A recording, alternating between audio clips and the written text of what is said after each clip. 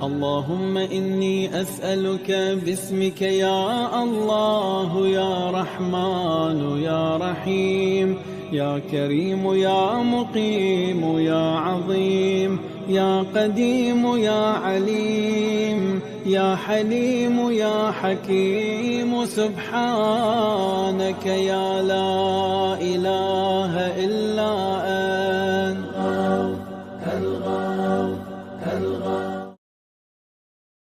اللہم صلی علی محمد کما تحب و ترضی لہ ربی انی لما انزلت علی من خیر فقیر. بسم اللہ الرحمن الرحیم. السلام علیکم. بہت بڑا اسم اعظم علم نشرح لک صدرک اپنے اوپر پڑھ کر پھونک لیں. آپ جس چیز کو دیکھو گے انشاءاللہ وہ تمہاری ہو جائے گی اللہ کے حکم سے.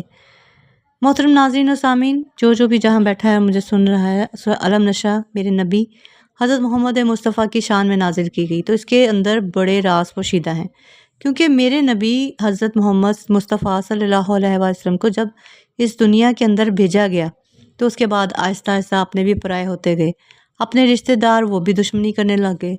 ابھی تو میرے نبی حضرت محمد مصطفیٰ کی عمر 4 سال ہوئی، اتنے دکھ آ گئے کہ انسان تصور بھی نہیں کر سکتا.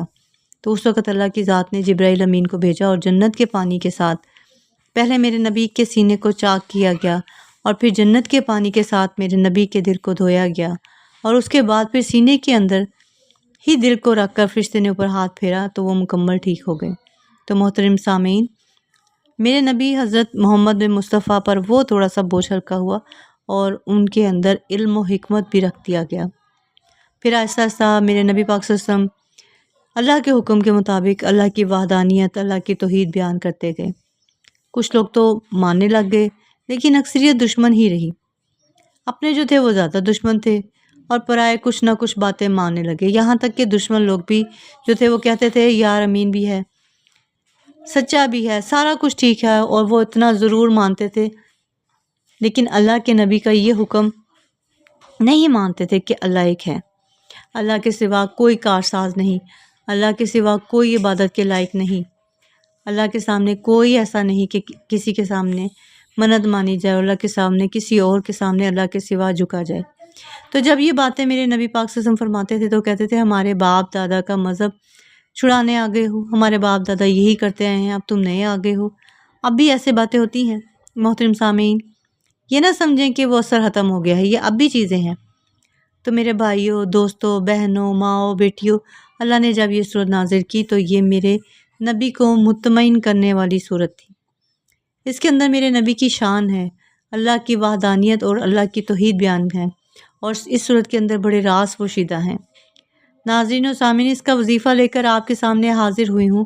یہ تو آپ کو شان نزول تھوڑا سا بتا رہی تھی کہ یہ ہے کیا، تو میں یہ آپ کو بتاتی چلوں کہ میرے نبی پاک صلی اللہ علیہ وسلم کی جب معراج شریف پر تیاری ہوئی تو معراج شریف پر لے گئے آپ کو جبرائیل امین. تو آپ کو پتہ ہی ہوگا کہ جس طریقے سے وہ لے کر گئے ہوں گے، اور تمام علماء اکرام تفصیل سے آپ کو بتاتے رہتے ہیں. لیکن ایک بات جو میں بتانے کے لیے آپ کو حاضر ہوئی ہوں کہ جب میرے نبی مصطفیٰ آسمانوں پر گئے تو معراج شریف کے دوران اللہ کے قریب پہنچے، اس وقت بھی فرشتے نے سینے کو چیر کر آپ کا دل مبارک باہر نکال کر آب زمزم کے ساتھ دھویا. ایک روایت کے مطابق، اور اس روایت میں یہ بھی ہے کہ جنت کے پانی سے ان کے دل کو غسل دیا گیا، دھویا گیا. اس میں سے وہ جو الجھنیں تھی، پریشانیاں تھی، لوگوں کی باتیں، اور اتنا دل گھبرایا ہوا تھا کہ اس کو دھونے سے صاف ہو گیا.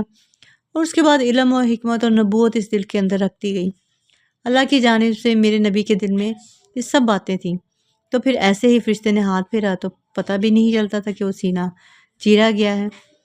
تو محترم ناظرین و سامعین، پہلے جب دنیا کے اندر آپ آئے تو اللہ رب العزت نے ان کو سب کچھ دیا ہوا تھا، اور وہ جو تمام باتیں تھیں وہ آہستہ آہستہ صحابہ اکرام میں منتقل ہوئیں. پھر صحابہ اکرام نے، تبع تابعین میں، پھر آہستہ آہستہ اولیاء اکرام کے پاس یہ چیزیں چلتی گئیں. یہ کوئی آسان چیزیں نہیں ہیں لینا، یہ محنت کرنی پڑتی ہے، راتوں کو جاگنا پڑتا ہے، باوضو رہنا پڑتا ہے، اللہ کے سامنے جھکنا پڑتا ہے، اپنے نبی حضرت محمد مصطفیٰ صلی اللہ علیہ وسلم کا ادب دل میں رکھنا پڑتا ہے.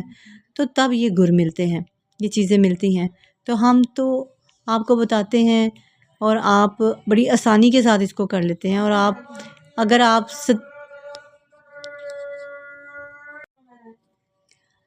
اگر صدقے دل کے ساتھ کامل یقین کے ساتھ اگر آپ اس وظیفے کو کریں گے تو یقین جانیے کہ آپ کی زندگی بھی بدل جائے گی۔ لیکن یہ ہے کہ کامل ایمان کے ساتھ کرنا بڑی شرط ہے۔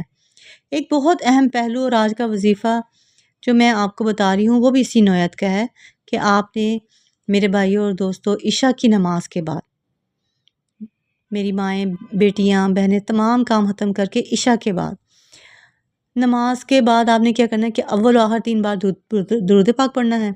درود پاک کی بہت زیادہ فضیلت ہے اور بہت عظمت ہے۔ اللہ اور اس کے فرشتے بھی حضور پاک صلی اللہ علیہ وآلہ وسلم پر درود پاک پڑھتے ہیں، اور اللہ پاک نے حکم دیا ہے کہ اے ایمان والو تم بھی درود پاک پڑھا کرو۔ اور درود پاک پڑھنے والے کے اللہ تعالیٰ گناہ معاف کرتا ہے، درجات بلند کرتا ہے۔ یہ واحد ایسا عمل ہے کہ جس میں فرشتے درود پاک پڑھنے والے کے گناہوں کو مٹانے اور ثواب لکھنے میں مشغول ہو جاتے ہیں۔ تو ایک بار میرے ساتھ بھی پڑھ لیں تاکہ ثواب ہو۔ اللہم صلی علی محمد وعلی آل محمد کما صلیت علی ابراہیم وعلی آل ابراہیم انک حمید مجید۔ اللہم بارک علی محمد وعلی آل محمد کما بارکت علی ابراہیم وعلی آل ابراہیم انک حمید مجید۔ آپ نے یہ درود پاک پڑھنا ہے 29 بار مرتبہ آپ نے یہ پڑھنا ہے۔ پھر آپ نے یہ سورت پڑھنی ہے، یعنی آپ نے 29 ٹائم درود پاک پڑھنا ہے، اور پھر اس کے بعد آپ نے یہ سورت پڑھنی ہے، بسم اللہ الرحمن الرحیم، الم نشرح لک صدرک ووضعنا عنک وزرک الذی ظہرک عنک ورفعنا لک ذکرک فإن مع العسر یسرا ان مع العسر یسرا فإذا فرغت فانصب وعلی ربک فارغب۔ زیر زبر پیش کی غلطی ہو سکتی ہے، آپ اس کو اپنے قرآن پاک کو کھولیں اور اس کے صحیح تلفظ کے ساتھ زیر زبر کے ساتھ پڑھ لیں۔ نہ میں عامل ہوں نہ میں کامل ہوں، غلطی مجھ سے ہو سکتی ہے، انسان ویسے ہی خطا کا پتلا ہے، تو آپ اس کو صحیح کر کے پڑھ لیں۔